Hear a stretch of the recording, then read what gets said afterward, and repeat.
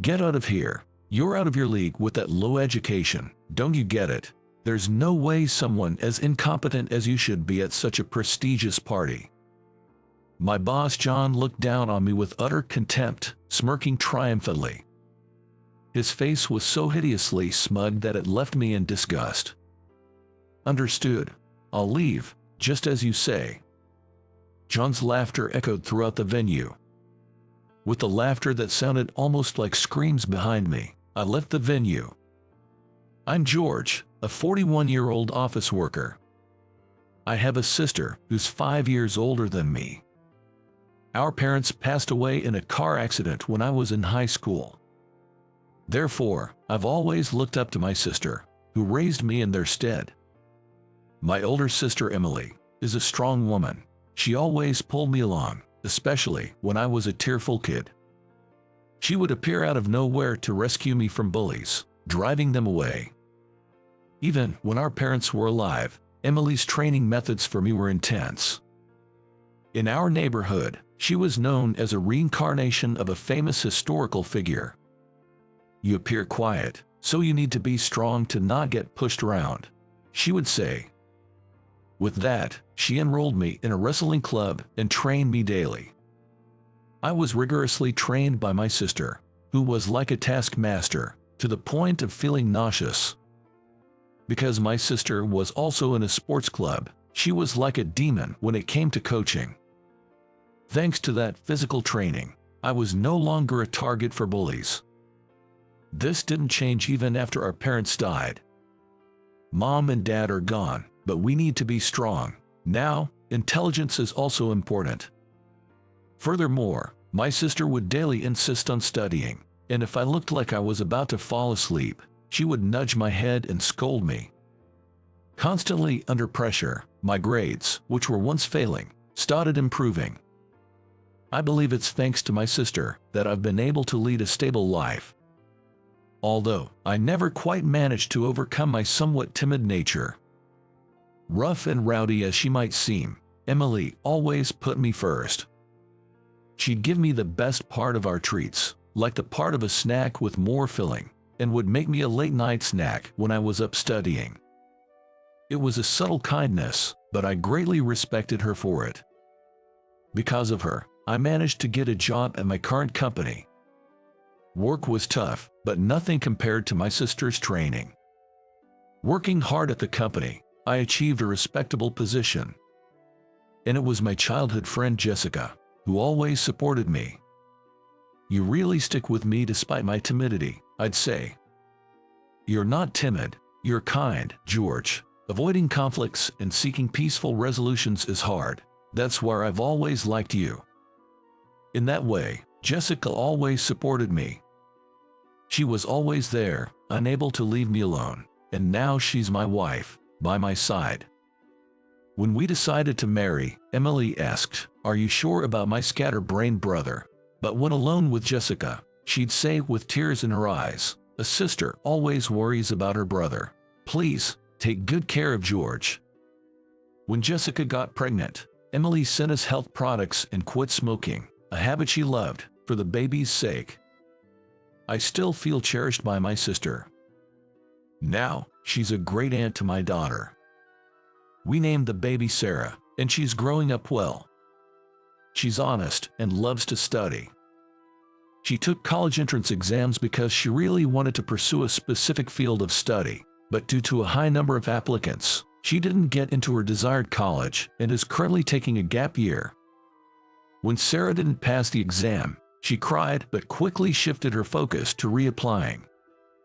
She said she'd work part-time to earn money for her gap year, but moved by her resilience, we decided to financially support her during this time. "Thank you, Mom and Dad," Sarah said with tears, grateful as she dedicated herself to studying. We occasionally have her join in on family events at work, hoping it helps relieve her stress. "Don't overdo it, you'll wear yourself out." "I'll be fine, Dad." A few hours after such conversations, I smile with my wife, Jessica, as we cover a studying Sarah with a blanket. I've built such a happy family, and am satisfied with my life.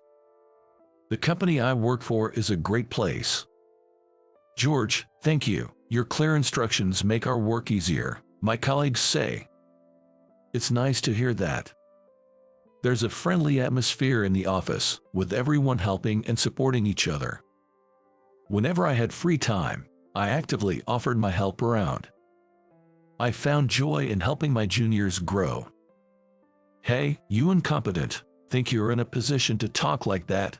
John's arrival instantly sours the previously comforting environment.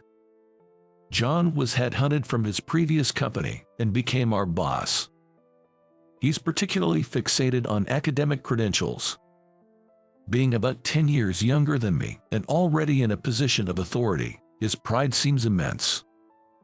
Everyone listening to this lowly educated man will only make you dumber. You know, I graduated from an elite university. John seemed quite proud of his educational background, bringing it up at every opportunity.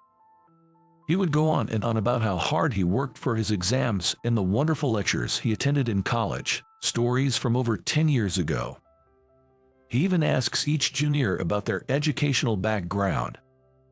Hey, where did you go to college? He would interrogate the juniors about their educational background and alma maters, and if he found his to be superior, he would snicker condescendingly. If he considered theirs to be slightly prestigious, he would become irritated and even inquire about their high schools. What a waste, coming from such a good high school and ending up like this. Your parents must be so disappointed. He seems unable to rest without belittling something.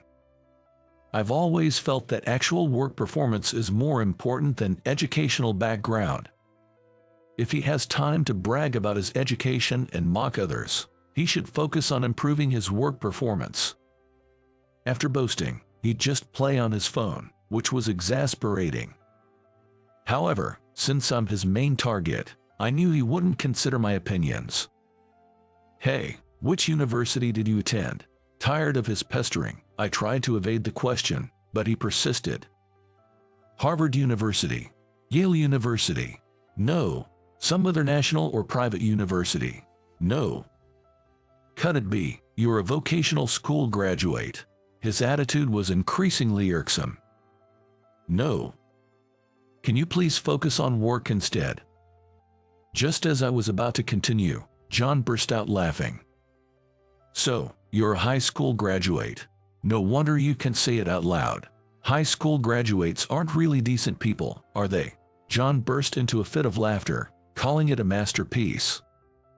After labeling me a high school graduate, he ridiculed me fully. Even with his previously haughty attitude, he used to call me by my name. Hey, incompetent.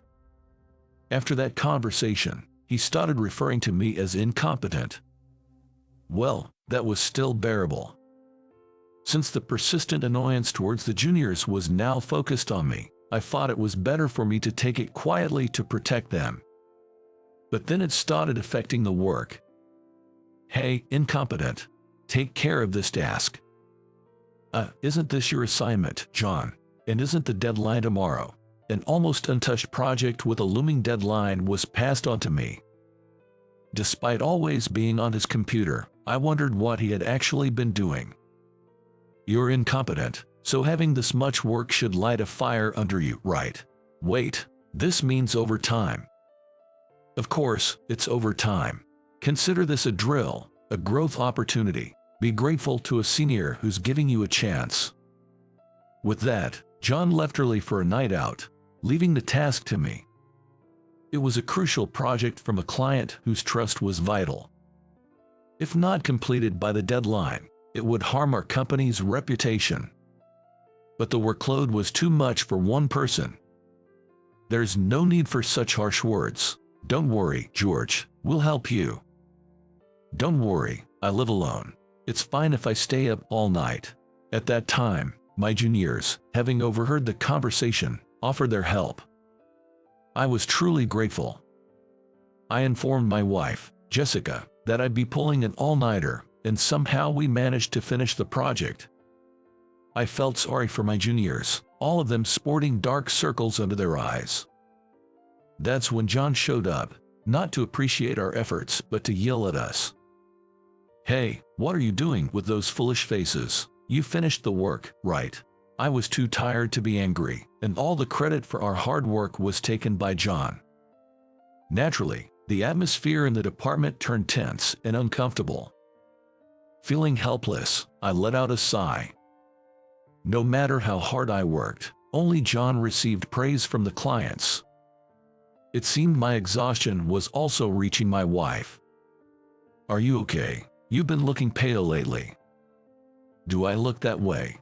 "Yes, you didn't come home last night, and Sarah was feeling lonely." "I see. Something's bothering you. Would you like to talk about it?" Weary, I ended up venting to Jessica. "Actually, there's this troublesome guy who's become our boss. He's been piling work on me, but thanks to the juniors, we managed." "That sounds tough. Tell me more about it." I took advantage of Jessica's kindness and talked more about John. "How dare he? That's unacceptable." Jessica was angry on my behalf. I found solace in her. From time to time, I would vent to her about the days of being bullied by John. But considering my juniors, I knew I had to do something soon. The day my patience ran out finally came. John nudged me with his elbow and started talking to me. "Hey, incompetent. You have a daughter, right?" "A daughter? Don't play dumb. It's about your daughter who's taking a gap year." "How does he know about my daughter?" I remembered that he probably saw her at the company-wide barbecue we had. Despite a bad feeling, I asked John, "What about my daughter? That girl, failing to get into college, is just as incompetent as you." "So, what about it?" "Humph, well, she's not bad-looking. Consider yourself lucky. I'll take her as my wife. She can do household chores and cleaning, right?" "What?" I was in shock as if struck by lightning. "Daughters of incompetence like you don't have many suitors. So, this weekend, host a dinner for me and introduce her. Who knows, with the right approach, she might become a good woman." In other words, John was targeting my daughter. There was no way I could allow that. Anger made my fists tremble. "If you hand over your daughter, I might talk to my uncle about promoting you. For someone like you, promotion is an honor you've never dreamed of." "There's no way that's possible," I argued back, forgetting all formalities. Who would hand over their daughter to a man nearly 20 years older? John seemed surprised that I resisted. "Incompetent, and yet you dare defy me. Brave of you." His face turned into a demonic scowl, and he walked away. His hostility towards me intensified after this incident. Jessica, more worried about my increasing workload and worsening complexion, tried to get me to talk, but I couldn't. The thought of our daughter being targeted by an older man would hurt both Jessica and Sarah. I couldn't bear the feeling of my own inadequacy. "George, join me for a drink. It's been a while." "Emily." One day at work, my sister called out to me. My sister and I worked at the same company. Though we were in different departments and positions, occasionally, she would drag me to a drink. "Jessica told me a lot. Don't make them worried." Emily saw right through me. Jessica, who admired my sister, often hung out with her. They shared stories about me, even embarrassing ones from when I was a baby. Still, I was glad they got along well. "Well, Jessica told you all that." "Yeah, there's a bad apple at work, isn't there?" My sister pressed me why I hadn't confided in her sooner. Talking to Jessica made things easier. "I know you're worried, but..." "Really? Well, we'll get back to that. You're still hiding something, aren't you?" I flinched. I could never keep secrets from my sister. She always saw through my attempts and forcefully made me spill the beans. But this time was different. I couldn't bring myself to speak about John targeting my daughter. As I hesitated, my sister put me in a headlock. Despite her age, she's still as strong as ever. "Ouch, ouch, let go.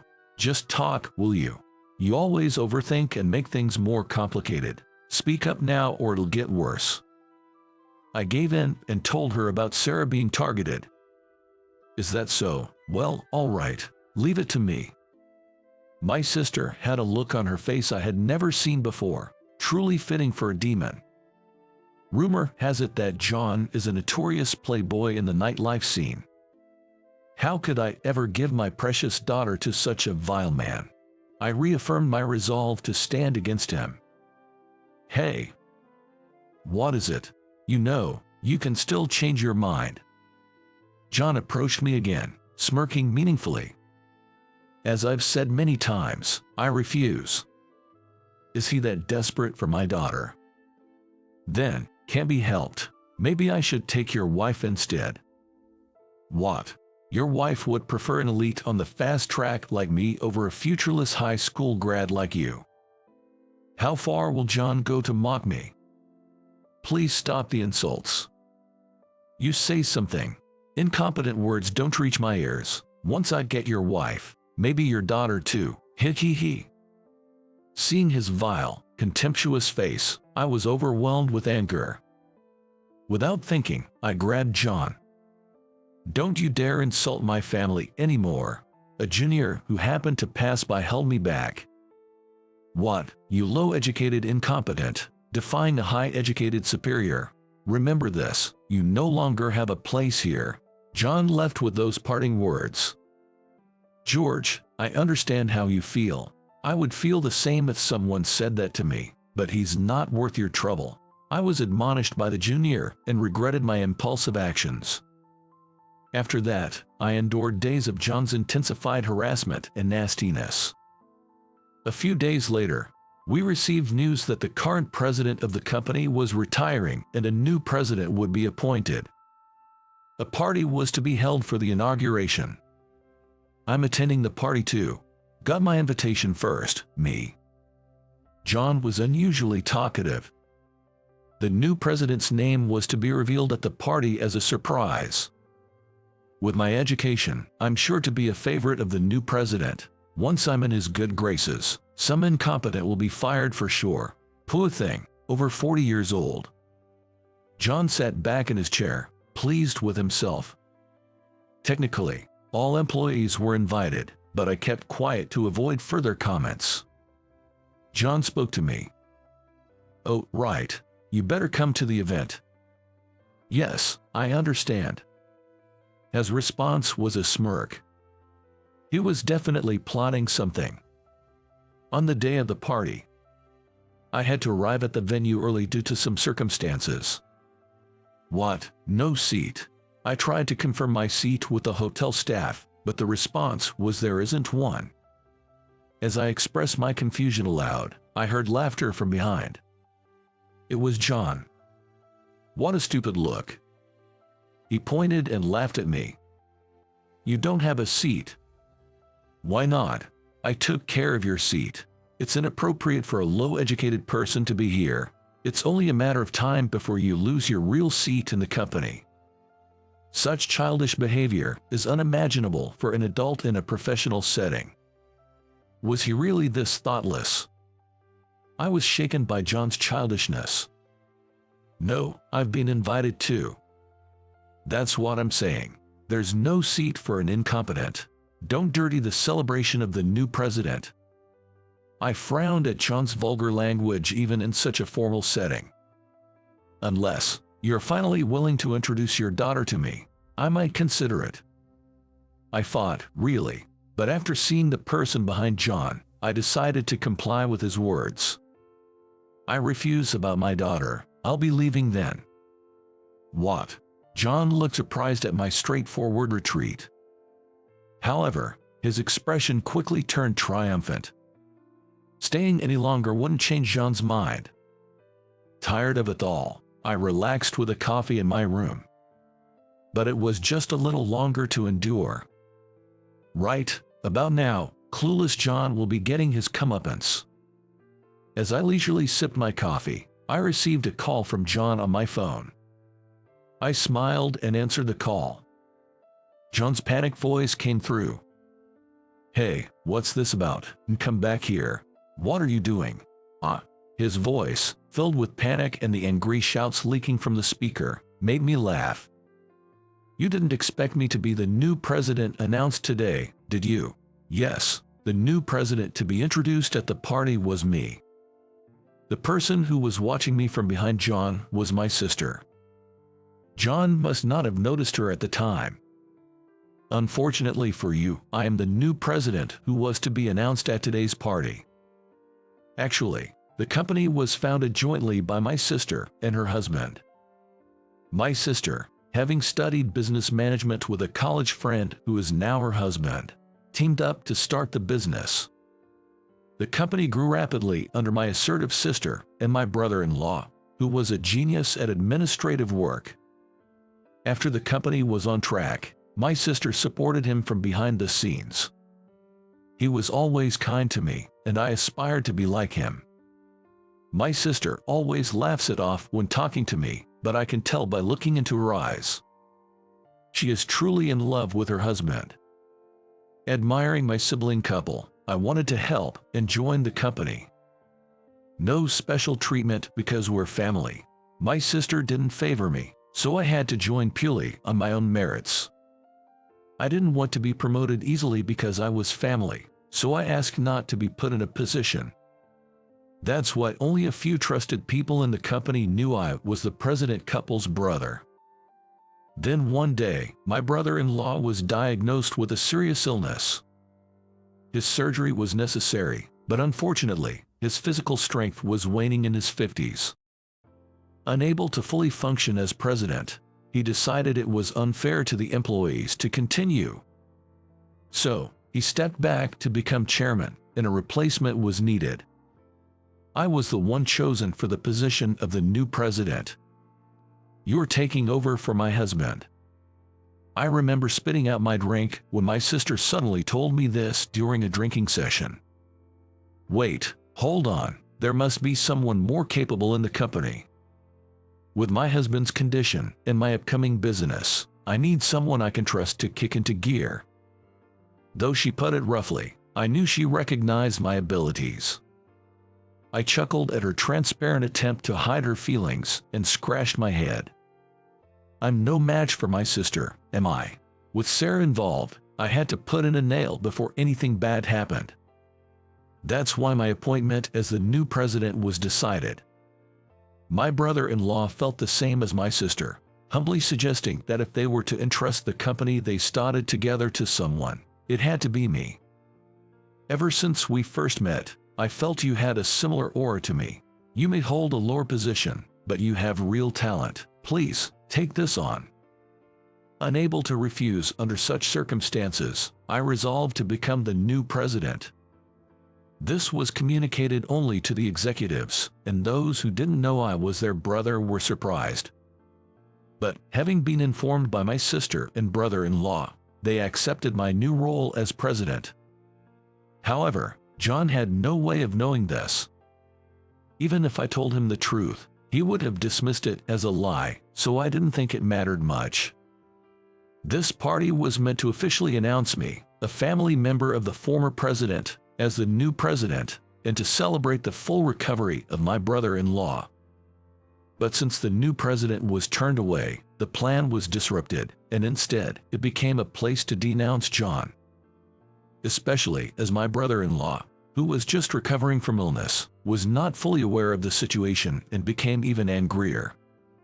While on the phone with John, I opened my messaging app and saw a text from my sister, "Come back immediately." I got up and left the room. I had booked a hotel near the company, so I ordered room service coffee in my room. Therefore, I was able to return to the venue immediately. I had to go right away, or else not only John, but also I might be reprimanded. "Sorry to keep you waiting." As I entered the venue, everyone's eyes were on me. It was my first time receiving so much attention. Somewhat nervously, I headed towards my sister. "Phew, you're here, so what about this fool?" There were my sister, smiling frighteningly, and my brother-in-law, with an angry expression. John was trembling like a frightened deer. Wait. This is a joke, right? Someone incompetent like George can't be the new president. What are you saying? He's our brother. But he is. How dare you refer to the new president like that? My brother-in-law's angry shouts echoed through the venue. Despite having been ill just a while ago, his anger was impressive. That's when John finally apologized to me. I'm sorry. His apology might have been due to his confusion, but it didn't seem sincere. Above all, his eyes remained glaring at me. No need for apologies. I have no intention of forgiving you. Without looking at John, who was offering an apology, I responded and then smiled at my sister and her husband. Sorry, guys. Don't worry about it. As the new president, you need to establish authority. So, President, what will you do with John? It seemed my sister and brother-in-law were giving me a chance to say something to John before they made their decision. I nodded with a smile and turned to John. John, I have a lot to say to you. Of course, I was angry about being called an incompetent with low education. I paused for a moment before continuing. But what angers me most is your attempt to involve my daughter. At this, the room buzzed, and everyone looked at John with disdain. Many attendees had daughters of their own age, so they likely understood my feelings. John's face turned pale as he looked around frantically. No, it's not like that, I mean. So, what do you mean? I heard you said you'd train her into a good woman. No, it's impossible for a man in his late 30s like you to get my lovely niece. John stammered as my sister confronted him. Oh, and George isn't a high school graduate. What? That's right. We should clear that up too. Yes, contrary to what John had been insulting me with, I'm not a high school graduate. I did go to high school here, but for college, I went abroad. Abroad? But you said you weren't a college graduate. That was just your misunderstanding. You were harping on about some universities, but I didn't think telling you the truth would make any difference. You could have easily found out about my brother's background with a little research. How careless. John's eyes widened at my words. My sisters thought it was important for me to study business abroad, so they sent me to an overseas university right after high school. Well, I don't boast about my education like someone I know. That's impossible, you being uneducated. Really, you just don't get it. Didn't you want to know I wasn't uneducated? At my question, John bit his lip. Then, my brother-in-law stepped forward. We will consider this matter thoroughly. Don't expect to work as you have been until now. At his words, John's shoulders slumped. Then, George, as the new president, could you give a speech? Of course. I gave my speech as the new president in front of everyone and left. Opening the door at home, my beloved wife and daughter were waiting. Welcome back. Congratulations on becoming president. Dad, I'm glad you worked so hard. Thank you. I had a lot of delicious food at the party, but nothing beats my wife's home cooking and the beer poured by my daughter. Feeling happy, I remembered the past. I started having special feelings for Jessica during high school. I was struggling with the prospect of exams. I aspired to study economics and management, admiring my sister and brother-in-law. You should do what you love. My sister always told me, but I was determined in my decision. However, feeling burdened when my brother-in-law and sister offered to pay for my education abroad, I felt like I was relying too much on them. That's why I thought I should work and save money before going abroad, so I discussed it with Jessica. I'm always too dependent, aren't I? Not at all, you're amazing. But always relying on my sister and brother-in-law. Then Jessica took my hands and looked straight into my eyes. That's not true. Going abroad will give you the chance to acquire skills different from your sister and brother-in-law. Don't be modest. I wish I could protect my sister someday. Don't worry. First, let's meet the expectations of your sister and brother-in-law. Jessica was the one who comforted and supported me when I felt hesitant and unsure. She always gave me kind words, and gradually, she became a very special person to me. Encouraged by Jessica and my siblings, I decided to go to a university abroad. But going abroad meant making her wait. When I told her to find her own happiness, she slapped me. "Idiot. Do I look like that kind of woman to you? I'll wait for you until you come back, and don't you dare cheat." She stayed in touch, supporting me during I was in abroad. The university abroad was totally different from the universities here. I pulled many all-nighters and struggled to gain skills abroad before returning home. "Welcome back." Those were Jessica's words when I proposed to her, and we happily got married. Then she gave birth to our daughter, Sarah. "Thank you, Jessica." "For what?" Suddenly. "For talking to my sister. It helped me get back at him.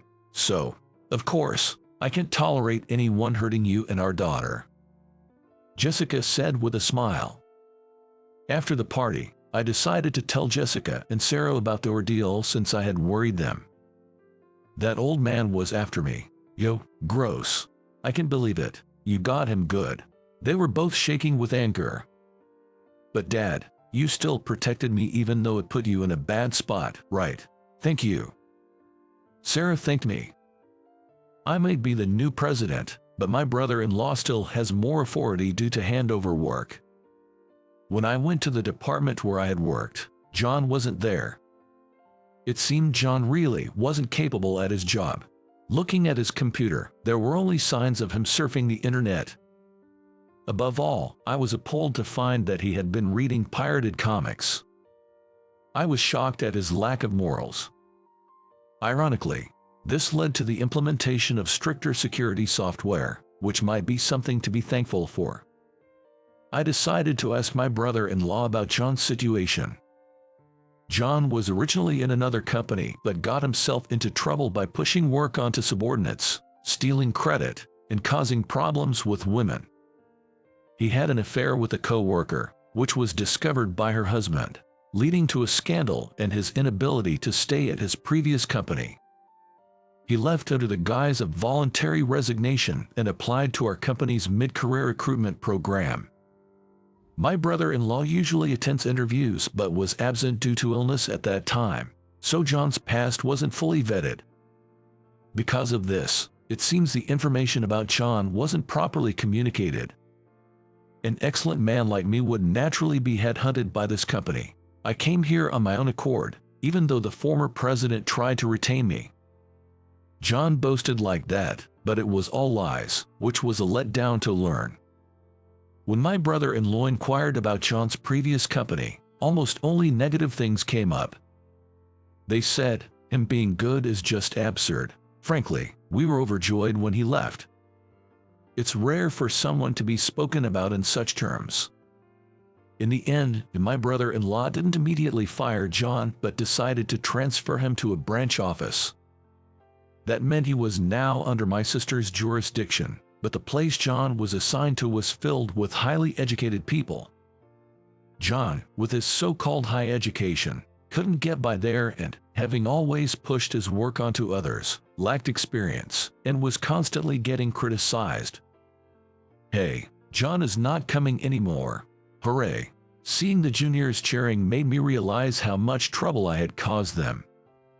However, it was only a matter of time before John would resign. I am highly educated. Even with his boasting, his new assignment was meaningless. So what? In that sense, I graduated from a top university. I studied in abroad. I don't boast about it, but can you please get to work? I'm your supervisor who you look down on as just a high school graduate. But in this company, if you work hard and gain experience, you're valued. Education doesn't matter here. Days of getting such responses and the news about him targeting my daughter leaking out made it unbearable for him. If colleagues and superiors didn't work out, he started hitting on women with lower education than him. "Hey, if you date me, I'll help you with your work. Just be nice to me." The day he made such an advance, he was immediately called out by everyone. "What? That's not okay in this day and age. I'll sue you. Also, it's creepy for an older man like you to ask me out." John faced angry reactions every time he tried to approach the female employees. Eventually cornered, John started missing work without notice, and finally, a resignation letter was mailed to the branch office. He couldn't endure it anymore. His previous ways didn't work, and being ignored and logically defeated was too much for him. Putting someone who only boasts about their education in a place full of highly educated people is the best. They self-destruct on their own. My sister's strategy was impressive. That's how John was successfully ousted from the company. A few months later, during a family dinner, we were walking home when I saw a man with greasy, unkempt hair and shabby clothes. His eyes were bloodshot, and I almost looked away, but then I noticed he was muttering something. "It's all your fault. Because of you all." Wondering what he meant, my sister suddenly exclaimed, "Ah, John." Yes, it was John. I didn't recognize him at first because his appearance had completely changed, but it was John. He must have had a tough time since leaving the job. He had aged so much that he looked more like an old man than me. Feeling an ominous premonition from his clearly unwell state, he suddenly shouted, "It's all because of you. You ruined my life." Then he lunged at my sister, who was leading the way. Instinctively, I stepped forward, grabbed John's arm, and threw him over my shoulder with a classic wrestling move. It was a moment where the skills my sister had drilled into me came in handy. As I looked down, John was writhing in pain and unconscious. I was glad to have protected my family, but using my skills on a civilian could hurt them a lot, so I was sweating internally. The police were called later, but my sister and witnesses explained the situation, and it was deemed self-defense against a grudge. "You did well. Thank you." I felt relieved and confident that I could protect my sister and her family. Jessica was worried about me, but Sarah was excited, cheering, "Good job, Dad." Upon checking with the police later, it turned out that John had caused other problems as well, leading to him receiving a prison sentence. To prevent anything like that from happening again, I moved to a more secure house. With hard work and sweat, Sarah got accepted into a university. Indeed, it was a tough path due to the university being at the forefront, but I'm truly glad that my daughter's efforts were rewarded. While embracing my weeping daughter, we all rejoiced. Then, Sarah was set to leave home for university. We will miss Sarah.